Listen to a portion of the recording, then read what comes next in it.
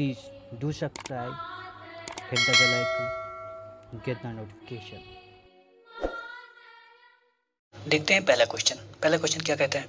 निम्नलिखित में से किसे अपक्षरण के आदर्श सामान्य चक्र की युवा अवस्था की विशेषता समझा जाता है। यानी युवा अवस्था में कौन सा कह सकते हैं नहीं, क्या युवा अवस्था में कौन सा रूप नहीं बनता है, कौन सा अस्तर रूप नहीं बनता, ये आपको ध्यान रखना। नहीं में लड़के ज़्यादा कन्फ्यूज होते हैं, तो पहला आपका आंसर सही होगा। चलिए अगला क्वेश्चन क्या है। वायु की दिशा के दाहिने कोण पर बनी लंबी कटकों के रूप में निर्मित बालू टिब्बों को कहते हैं क्या। ये भी सिंपल सा क्वेश्चन है, अगर आपने बालू टिब्बा पढ़ा है तो आप आसानी से कर सकते हैं। चलिए अगला क्वेश्चन देखते हैं। क्या विद्वान है और सिद्धांत आपको बताना है। चलिए मिलाते हैं। हैरियस ने कौन सा सिद्धांत दिया है, आप चौथे नंबर पर मिलाइए। क्या चौथे नंबर पर। हॉल और डाना ने क्या भू अवनति तीसरे नंबर पर। और हट्टन ने एक रूपतावाद, और जेफरी ने तापीय सिकुड़न। चलिए अगला क्वेश्चन देखते हैं। चौथा नंबर क्या कहता है। यह किसने कहा कि उत्थान की क्रिया के अनुसार ढाल प्रच्छेदिका उन्नतोदर समतल या नतोदर होती है। ये भी सिंपल सा क्वेश्चन है, पूछा गया बहुत बार। पांचवा नंबर क्वेश्चन देखते हैं। पांचवा नंबर क्या है, कथन और कारण। चलिए हवाई द्वीप ज्वालामुखी उद्गार के स्थल हैं, ठीक है स्थल हैं। अभिसारी प्लेट के सीमांत ज्वालामुखी उद्गार के स्थल हैं। अब दोनों आप देखेंगे ना, तो यहाँ अभिसारी मतलब अभिसारी प्लेट के सीमांत के ज्वालामुखी उद्गार के स्थल हैं, ये भी तो सही है। और हवाई द्वीप ज्वालामुखी उद्गार के स्थल है, ये भी सही है। तो हवाई द्वीप पर अभिसारी मिलता भी है, तो आप कह सकते हैं दोनों सही है। क्या दोनों सही है, लेकिन व्याख्या नहीं कर रहा है। क्या व्याख्या नहीं कर रहा है, ठीक है। तो आपका कौन सा बी नंबर आपका सही होगा। क्या बी नंबर आपका सही होगा। चलिए अगला क्वेश्चन देखते हैं। निम्नलिखित क्या सूची है और आपको बताना है। सूची 1 को सूची 2 से मिलाना है। चलिए मिलाइए। कौन सा, पहले क्रस्ट को देखिए। क्या पहले क्रस्ट को देखिए। अब क्रस्ट को आप किससे जोड़ सकते हैं, क्रस्ट चक्र को बीज से जोड़ सकते हैं, ठीक है। अब पेडिमेंट, क्या पेडिमेंट को आप किससे जोड़ सकते हैं, आप मैकगी से जोड़ सकते हैं, लेकिन हाँ मैकबी हो गया। अगला पेडिप्लेन की संकल्पना, तो पेडिप्लेन की संकल्पना को किससे जोड़ सकते हैं, मैक्सन से जोड़ सकते हैं। और क्रस्ट प्रदेश को किससे जोड़ सकते हैं, वुडवर्ड से जोड़ सकते हैं। चलिए अगला क्वेश्चन देखते हैं। यह कथन किससे संबंधित है कि वर्तमान भूत की कुंजी है, एक रूपतावाद। चलिए अगला क्वेश्चन देखते हैं।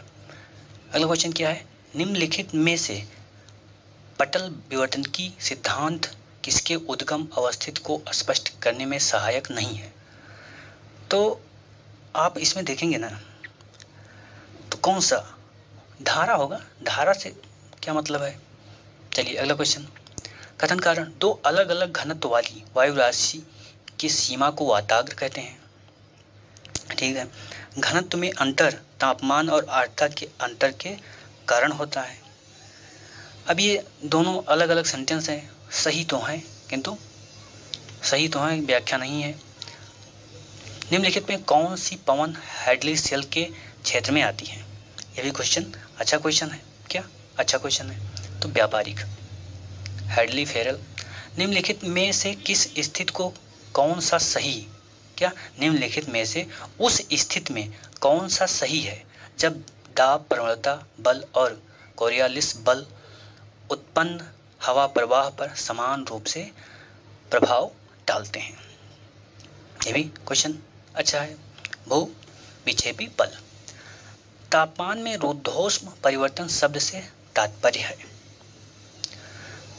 तो बी नंबर सिंपल सा क्वेश्चन है। चलिए 13 नंबर देखते हैं। क्या करना है। शहरी क्षेत्रों में रात में होने वाले न्यून स्तर पर तापमान विलोमीकरण के क्या प्रभाव होते हैं। क्या आपको इसमें प्रभाव बताना है, तो आपका बी नंबर, क्या बी नंबर आपका सही होगा। चलिए अगला क्वेश्चन देखते हैं। से संबंधित हिम क्रिस्टल सिद्धांत निम्नलिखित में किसने प्रतिपादित किया? ये भी अच्छा क्वेश्चन है। क्या हिम क्रिस्टल सिद्धांत किसने प्रतिपादित किया? किसने किया? वर्जरन ने। ठीक है। भारतीय तट के निम्नलिखित भागों में कौन सा तट ऐसा संयुक्त तट है जो अधोगामी और उद्गामी दोनों के प्रमाण प्रदर्शित करता है? तो ये बहुत बार क्वेश्चन पूछा गया है, तो इसमें समस्या नहीं होनी चाहिए। मालाबार। डार्विन का धसाव सिद्धांत। क्या? डार्विन का धसाव सिद्धांत यानी कि अवतलन सिद्धांत किससे संबंधित है? प्रवाल से संबंधित है। फ्रियार्ड तट रेखा निम्नलिखित के कारण निर्मित होती है। अब फ्रियार्ड तट रेखा किसके कारण बनती है, ये आपको बताना है। चलिए, ये भी सिंपल सा क्वेश्चन है। हिमनदित तट का अधोगमन। सुनामी निम्नलिखित के कारण पैदा होते हैं। अब सुनामी किसके कारण पैदा होते हैं? तो अंतः समुद्री भूकंप के कारण। अगला, निम्नलिखित तलछट निक्षेप में कौन सा समुद्र के तल के सबसे बड़े प्रतिशत भाग को ढक लेता है? अब कौन सा इसमें आपको बताना है, कौन सा कह सकते हैं तलछट है जो सबसे ज़्यादा। तो आप इसमें देखेंगे तो स्थल जात, क्या स्थल जात आपका आंसर होगा। अगला क्वेश्चन देखते हैं 20 नंबर। पारिस्थितिकी शब्द किसने प्रयोग किया? क्या? पारिस्थितिकी शब्द किसने प्रयोग किया? अब इसमें देख लीजिए टिंसले लिखा है। क्या? टिंसले लिखा है। अब टिंसले तो कोई शब्द है नहीं। क्या? टिंसले तो है नहीं। कौन है? पारिस्थितिकी शब्द इकोलॉजी किसने प्रयोग किया है? हाइकल ने प्रयोग किया है। तो इसमें आप कह सकते हैं ये क्वेश्चन गलत ही माना जाएगा। चलिए अगला देखते हैं। भूकंप है और आपको समय बताना है। क्या? भूकंप है और आपको क्या बताना है? समय बताना है, कब कब आया है। चलिए देखते हैं। भुज को मिलाओ 2001 से, यानी कि भुज चौथा, आपका ये नंबर सही हो जाएगा। मिलान करके तब आप लोग आगे बढ़िएगा। चलिए अगला क्वेश्चन देखते हैं। किस वर्ष क्योटो प्रोटोकॉल पर हस्ताक्षर किए गए? क्या? किस वर्ष क्योटो प्रोटोकॉल पर हस्ताक्षर किए गए? ये भी सिंपल सा क्वेश्चन है। बी नंबर आपका सही होगा। चलिए, कथन और कारण। व्यवहारिक भूगोल अब रचनात्मक या संक्रमणता के ज्ञान शास्त्र के काफी नजदीक आ रहा है, जैसा कि नवकांटियन दर्शनशास्त्री और मनोवैज्ञानिक ने प्रतिपादित किया है। चलिए अगला। व्हाइट, किर्क, गोल्ड और केट्स जैसे भूगोलविदों ने भूगोल के व्यवहारिक आंदोलन के लिए विशिष्ट योगदान दिया है। ठीक है, दोनों सही है। तो आपका आंसर क्या होगा? सी आपका आंसर होगा। चलिए अगला क्वेश्चन देखते हैं हम लोग। 24 नंबर क्या कहता है? 24 नंबर, कुछ भूगोलविद हैं और उनका योगदान आपको बताना है। ठीक है, बताते हैं। कार्ल सावर। पहले इसमें आप किसको पकड़िए? पहले आप इसमें कार्ल सावर को ही पकड़िए। कार्ल सावर ने क्या दिया है? भूदृश्य। क्या? भूदृश्य की आकृति के बारे में कार्ल सावर का योगदान कह सकते हैं। चलिए डेविस को पकड़िए। डेविस को पकड़ेंगे तो अपरदन हो जाएगा। क्या? अपरदन। बैरोज पारिस्थितिकी के रूप में भूगोल का परिभाषा।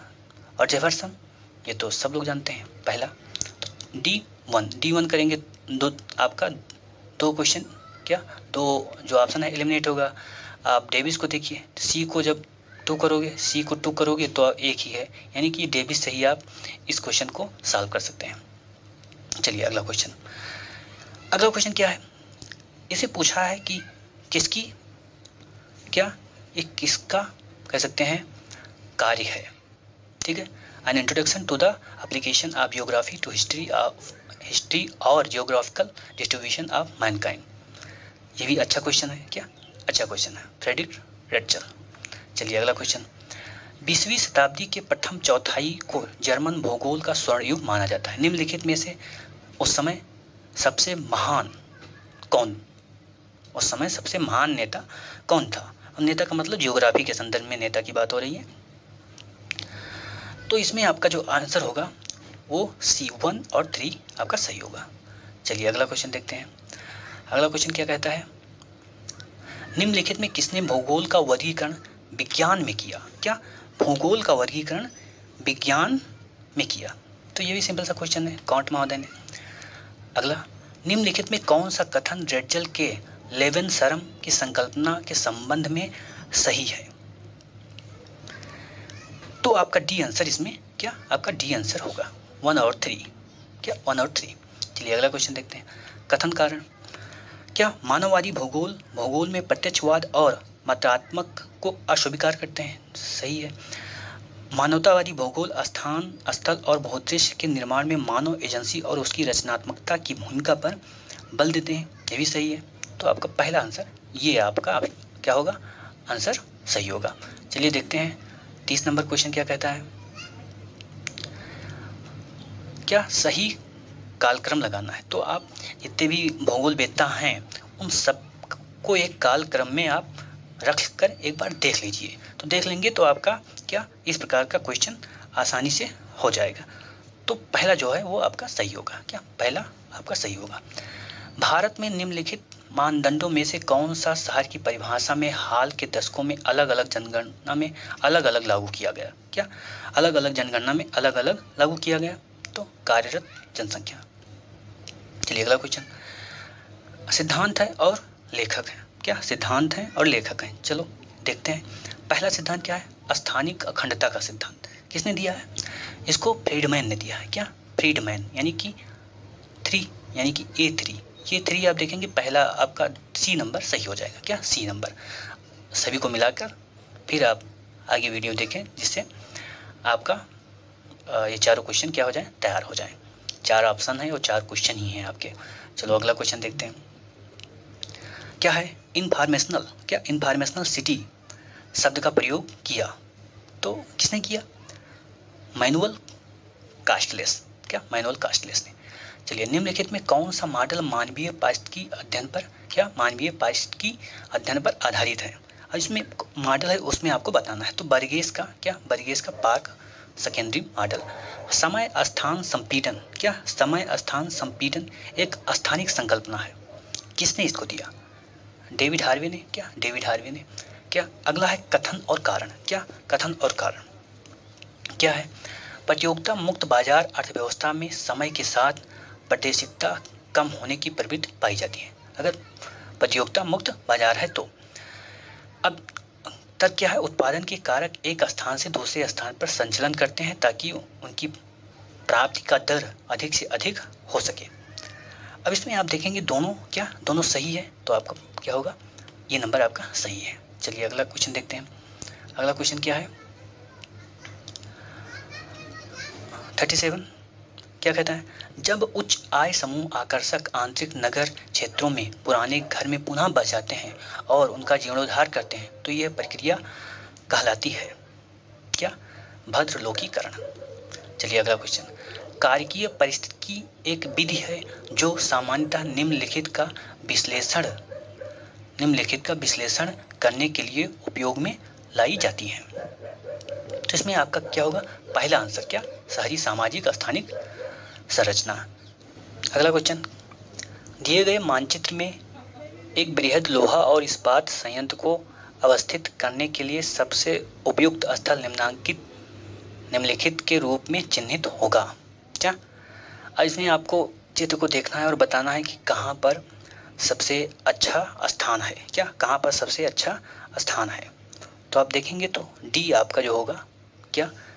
डी स्थान सबसे अच्छा होगा यानी बी नंबर सबसे अच्छा है। चलिए अगला क्वेश्चन। निम्नलिखित कथनों पर विचार कीजिए और नीचे दिए गए कोटों का उपयोग करते हुए सही उत्तर का चयन करिए। अब आपको ये पढ़ना है चारों। ठीक है। उसके बाद आपको आंसर क्या? स्वयं मिल जाएगा।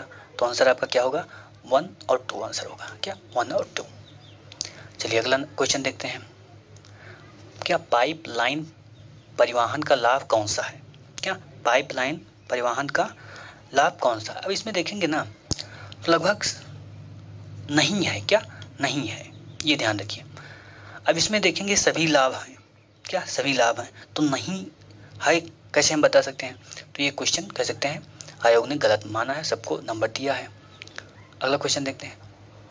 उत्पाद के अंतिम संयोजन के लिए वैयक्तिक अवयव विनिर्मित करने वाले उद्योग को कहते हैं क्या? ये भी अच्छा क्वेश्चन है। क्या कहते हैं? अनुषंगी क्या अनुषंगी उद्योग। नीचे दिए गए चित्र में दर्शाए परिवहन नेटवर्क में किस अवस्थित का अधिकतम अभिगम्यता है। क्या अधिकतम अभिगम्यता है। तो ये नंबर होगा आपका, देखो ये से आप सब जगह जा सकते हैं। तो ये होगा आपका पहला। विश्व में क्या विश्व में भाषाओं के क्रमिक विकास और नस्लों के बीच भिन्नताएं हैं। भौगोलिक पार्थक्य कई प्रकार की भाषाओं और नस्लों के विकास में क्या है, महत्वपूर्ण भूमिका निभाता है। तो दोनों सही है आपका, ये आंसर आपका सही होगा। चलिए देखते हैं 48 नंबर क्या कहता है। 48 नंबर क्वेश्चन, देश और काल से संबंधित संस्कृत के प्रसार में भाषा मुख्य भूमिका निभाती है। बिल्कुल सही है। भूगोलवेत्ता भिन्न संस्कृति की पहचान के संकेत के रूप में भाषा का उपयोग करते हैं। तो भाषा का उपयोग भी कर सकते हैं और अन्य का भी कर सकते हैं। तो आपका ये आंसर होगा क्या, मतलब बी आंसर होगा। क्या बी आंसर होगा। मानव प्रजाति का जैविक रूप से अस्तित्व नहीं होता, फिर भी प्रजातीय सामाजिक रचनाओं के रूप में विद्यमान होती है। आज विश्व में प्रजातीय घृणा और पूर्वाग्रह सभी अति सर्वनिष्ठ हैं, जो कुछ भी भिन्न है उससे विवेकहीन नफरत के फलस्वरूप उत्पन्न होते हैं। तो आपका आंसर क्या होगा, आपका आंसर ये होगा। दोनों सही है और व्याख्या भी कर रहा है। चलिए अगला क्वेश्चन देखते हैं। अगला क्वेश्चन क्या कहता है, भारत बहुधार्मिक तथा बहुनिर्जातीय समाज है। ठीक है, भारत का संविधान सभी नागरिकों को व्यक्तिगत तथा सामूहिक रूप से धर्म, प्रजाति, जाति, लिंग आदि का भेदभाव के बगैर मौलिक अधिकार प्रदान करता है। तो क्या है, सही है। क्या सही है। अब लेकिन इस कारण भारत बहुधार्मिक और बहुनिर्जातीय समाज नहीं है। तो व्याख्या आप कह सकते हैं नहीं कर रहा है, तो आपका बी आंसर होगा। क्या बी आंसर होगा। चलिए अगला क्वेश्चन, प्रजाति वैध जैविक प्रत्यय है। क्या प्रजाति वैध जैविक प्रत्यय है, वैध सामाजिक सांस्कृतिक प्रत्यय नहीं है। यह कथन किसका है, यह कथन किसका है, एल कोबर का। चलिए अगला क्वेश्चन, लोक वित्त के भूगोल को सिर्फ ऐसे ही परिभाषित किया जा सकता है कि कोई क्या, कहाँ, किस लागत पर प्राप्त करते हैं। किस भूगोलवेत्ता ने कहा। ये भी क्वेश्चन अच्छा है और बहुत बार पूछा गया है, तो इसको आप इम्पॉर्टेंट में लगा सकते हैं, बायनेट ने। चलिए 53 नंबर क्या कहता है, 54 नंबर क्वेश्चन, क्या 53 नंबर, अंतर्राष्ट्रीय आर्थिक सहायता समृद्ध देशों से संसाधन हस्तांतरण के कारण गरीब देशों की सहायता करती है। यानी आर्थिक सहायता विकसित देश गरीब को करते हैं, परंतु अब आपको परंतु के बाद आपको बताना है। क्या परंतु के बाद आपको बताना है, विश्व को दाता तथा प्रापक में विभाजित करती है। ठीक है, आपका पहला क्या है, पहला सही है। दूसरा देंगे, दाता देशों को अंतर्राष्ट्रीय व्यापार और सत्ता संबंधों में ज़्यादा शक्तिशाली बनाती हैं। यह भी सही है। प्रापक देश ऐसे आर्थिक सुधार करने को बाध्य करते हैं। यह भी सही है। प्रापक देशों को दाता देशों की वस्तुएं खरीदने पर विवश किया जाता है। यह भी सही है। यानी चारों सही हैं। चलिए अगला क्वेश्चन देखते हैं। सूची 1 को सूची 2 से मिलाना है। क्या सूची 1 को सूची 2 से मिलाना है। चलिए मिलाइए। पहले को आप किससे मिलाइए, दीर्घकालीन नियोजन। पहले को 4 से मिलाइए, यानी कि डी को। पहला क्या होगा, 4, पहला 4 होगा आपका पहला आंसर और डी नंबर आंसर हो जाएगा। चलिए अगला क्वेश्चन देखते हैं। अगला क्वेश्चन क्या कहता है, कथन कारण, क्षेत्र वास्तव में समयोपरि बदलते जरूर हैं। क्या क्षेत्र वास्तव में समयोपरि बदलते जरूर हैं, वह स्थानिक घटकों के बदलते अंतः संबंधों की प्रतिक्रिया में बदलते हैं। अगला क्या है, कारण क्या, नियोजित मध्यस्थता सामाजिक आर्थिक गतिविधियों की रूपरेखा के अंदर द्रुत गतिमान सिद्ध होती है। तो आपका दोनों क्या, दोनों आपका सही है। चलिए अगला क्वेश्चन देखते हैं। बेरी द्वारा भारतीय अर्थव्यवस्था के प्रकार्यात्मक क्षेत्रीकरण पर अपने क्लासिक अध्ययन में किस तकनीक को अपनाया। क्या बेरी ने किस तकनीक को अपनाया। तो आप देखेंगे डी नंबर, बहुकारक विश्लेषण को। चलिए अगला, निम्नलिखित में कौन से पहाड़ी क्षेत्र विकास कार्यक्रम के मुख्य उद्देश्य नहीं है। तो आप सी नंबर देखिए, क्या सी 2 और 4 नहीं है, क्या 2 और 4, जैसे उद्योग हो गया और बड़ी सिंचाई योजना, पहाड़ पर कहाँ सिंचाई योजना चलेगा। अब देखते हैं 58 नंबर क्या कहता है, निम्नलिखित में किसने विकास ध्रुव अवधारणा को भौगोलिक जगह पर अनुप्रयुक्त किया जिस कारण से विकास ध्रुवों को विकास केंद्र कहा जाने लगा। ये भी क्वेश्चन अच्छा है। बोर्ड बिले, क्या बोर्ड बिले। चलिए अगला क्वेश्चन देखते हैं, किस पंचवर्षीय योजना में नियोजन प्रक्रिया के एक मुख्य उद्देश्य के रूप में संतुलित क्षेत्रीय विकास पर बल दिया गया, जो योजना के दस्तावेज में पूरा एक अध्याय था। तो ये आपका बी होगा, तृतीय। अगला क्या है, प्राचीन भूगोल में क्षेत्र की अवधारणा सर्वप्रथम किसने दी थी। तो स्ट्रेबो ने दिया। नगर क्षेत्र उदाहरण है, क्या नगर क्षेत्र उदाहरण है, तो किसका उदाहरण, प्रकार्यात्मक क्षेत्र। चलिए अगला देखते हैं, अगला क्वेश्चन क्या है, कथन कारण यथोचित दुरुस्त, क्या यथोचित दुरुस्त जिला योजना बनाने का कार्य राज्यों में अधिक आगे नहीं बढ़ा है। क्या यथोचित दुरुस्त जिला योजना बनाने का कार्य राज्यों में अधिक आगे नहीं बढ़ा है। जिला स्तर पर नियोजन संबंधी कार्यों से जुड़े विभिन्न एजेंसियों के बीच प्रभावपूर्ण समन्वय का अभाव है। तो आपका आंसर क्या, दोनों सही हैं, तो आपका आंसर क्या होगा, सी आपका आंसर होगा। चलिए अगला क्वेश्चन है, भारत के किस द्वीप का उद्गम ज्वालामुखी उद्गार के कारण हुआ है। ये भी सिंपल सा क्वेश्चन है। बैरन, निम्नलिखित में कौन सी पहाड़ी अनाईमुड्डी गांठ के साथ नहीं जुड़ी है। क्या अनाईमुड्डी गांठ के साथ नहीं जुड़ी है, तो कुद्रेमुख, क्या कुद्रेमुख पहाड़ी। चलिए 65 नंबर देखते हैं हम लोग। 65 नंबर क्या कहता है, निम्नलिखित में भारत में नीली क्रांति से संबंधित है। क्या नीली क्रांति किससे संबंधित है, बहुत सिंपल सा क्वेश्चन है। मत्स्य पालन। लौह और इस्पात संयंत्रों के निम्नलिखित समूह में कौन सा छोटा नागपुर क्षेत्र के बाहर अवस्थित है। भिलाई, सेलम और भद्रावती। क्या भिलाई, सेलम और भद्रावती, ये सबसे उपयुक्त होगा। क्या सबसे उपयुक्त आंसर यही है। चलिए अगला देखते हैं, आरएफ इतना है, मानचित्र को 2.5 गुना बढ़ा दिया जाता है, विस्तारित मानचित्र की मापनी क्या होगी।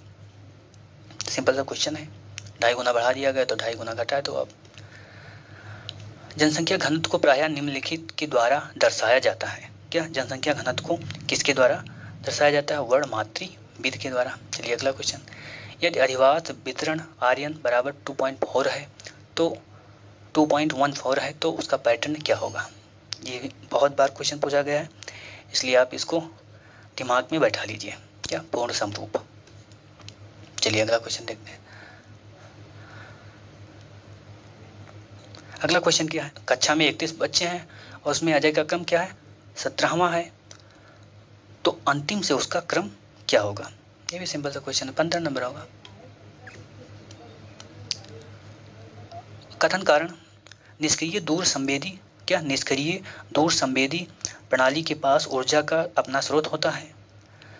सक्रिय दूर संवेदी प्रणाली सौर ऊर्जा पर निर्भर करती है। दोनों क्वेश्चन गलत है क्योंकि दोनों को एक दूसरे का उल्टा कर दिया गया है।